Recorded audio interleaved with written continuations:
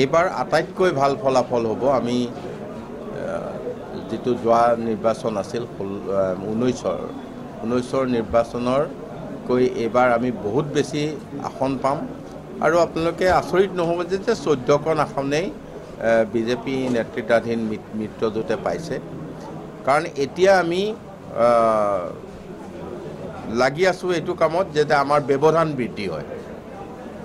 আৰু কংগ্ৰেছৰ যিটো কথা আপোনালোকে অকণমান আগতে কৈছে, ইলেকশ্যনৰ ভোট দিয়া সময়লৈ কংগ্ৰেছ কিমান থাকে, প্ৰাৰ্থী থাকিব আৰু লগত কিমান মানুহ থাকিব, এইটো ধৰণে কংগ্ৰেছে দল ত্যাগ কৰি আছে আৰু বিভিন্ন ধৰণে যোগদান হৈ আছে। মই ভাবিছোঁ এখন কংগ্ৰেছ মুক্ত অসম হ'বলৈ গৈ আছে।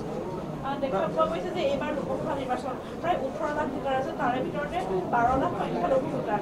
এই সংখ্যালঘু ভোটাৰত 3 ভাগত এইবাৰ বিভক্ত হয়ে দিয়ে বিজেপি আৰু কংগ্ৰেছ। আপোনালোকে কেনেদৰে ভাবে সংখ্যালঘু ভোটাৰ এইবাৰ আপোনালোকৰ পক্ষত আছে বুলি ভাবে? সংখ্যালঘু ভোটাৰ আমি এইবাৰ বহুখিনি আশা কৰিছোঁ, আগৰ তুলনাত বহুখিনি আশা কৰিছোঁ। আজি ৰূপক শৰ্মা গৈছিলে লাহৰীঘাট মৈৰাবাৰী, সেই গোটেই অঞ্চলত যিটো উৎসাহ, সংখ্যালঘু অধ্যুষিত যি অঞ্চল, আৰু তাত আমি দেখিছোঁ, কাৰণ তেখেতসকলে যথেষ্ট উৎসাহেৰে আগবাঢ়িছে এটাই কাৰণত যে ডক্টৰ হিমন্ত বিশ্ব শৰ্মা ডাঙৰীয়াৰ নেতৃত্বত ক'তো কাকো ব্যৱধান ৰখা নাই। যিখিনি চৰকাৰী আঁচনি তেখেতসকলৰ কাৰণে সমানে তেখেতসকলে পাইছে। দেখিছে এই চৰকাৰখনে জাষ্টিছ দিছে আৰু সেই অঞ্চলবিলাকত যিখিনি বানপানীৰ ক্ষতিগ্ৰস্ত লোক, বানপানীৰ প্ৰতিৰোধৰ যি ব্যৱস্থা, ইয়াত বহুত ডাঙৰকৈ 100 কোটিৰ বাজেট লোৱা হৈছে।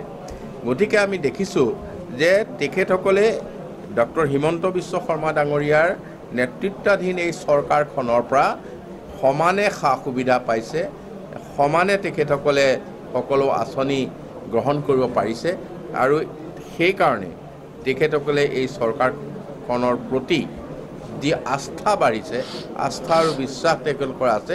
সেইকাৰণে আমি এবাৰ সংখ্যালঘু সম্প্ৰদায়ৰ ভোট আমি আগতকৈ বহুত বেছি পাম।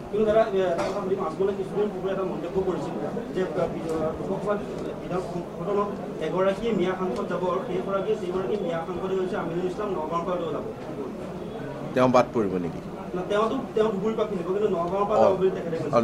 নগাঁৱৰ পৰা এইটো কোনোকালে নহ'ব।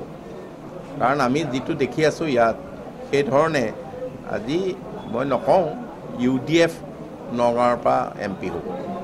আপুনি চাওক, এইবাৰ যিটো ট্ৰেণ্ড, এইটোত মিত্ৰজোঁটৰ প্ৰাৰ্থীগৰাকীয়ে ইয়াৰ পৰা নিৰ্বাচিত হ'ব। ভাল হ'ব কাজিৰঙা সমষ্টি, জিকিব, বিপুল ভোটত জিকিব। আজি পুৱাৰ ভাগত যোৱাকালি মাননীয় মুখ্যমন্ত্ৰীয়ে মনোনয়ন পত্ৰ দাখিলৰ সময়ত উপস্থিত আছিল। আজিও আহিছিল তেখেতে কাজিৰঙা সংসদীয় সমষ্টিৰ শাসকীয় দলৰ কেইগৰাকী বিধায়ক আৰু আটাইকেইখন জিলা সভাপতিসকলক লৈ এক বৈঠকত কাজিৰঙাত নুমলীগড়ত আমাৰ লগত মিলিত হৈছিল। ভাল হ'ব নিশ্চিতভাৱে, বহুত এজেণ্ট কৰিছে। মই কৈছোঁৱেই তেওঁলোকে দৈনন্দিন মানুহ যাব ধৰিছে। গতিকে কংগ্ৰেছে কেনেকৈ আশা কৰিব পাৰি ক'ৰবাত জিকিব? কৈ থাকিব পাৰিব, আপোনালোকেও দি থাকিব পাৰিব মিডিয়াত।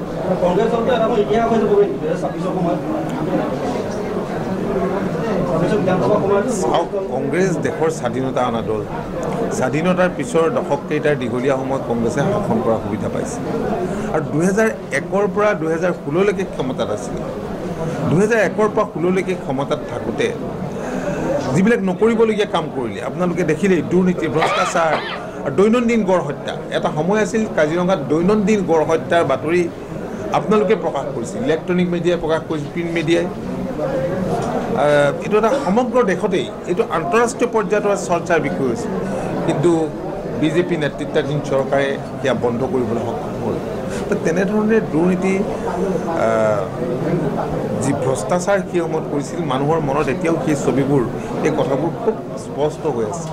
বাৰে বাৰে টেঙা আম বিকিব নোৱাৰে, কংগ্ৰেছ জিকিব।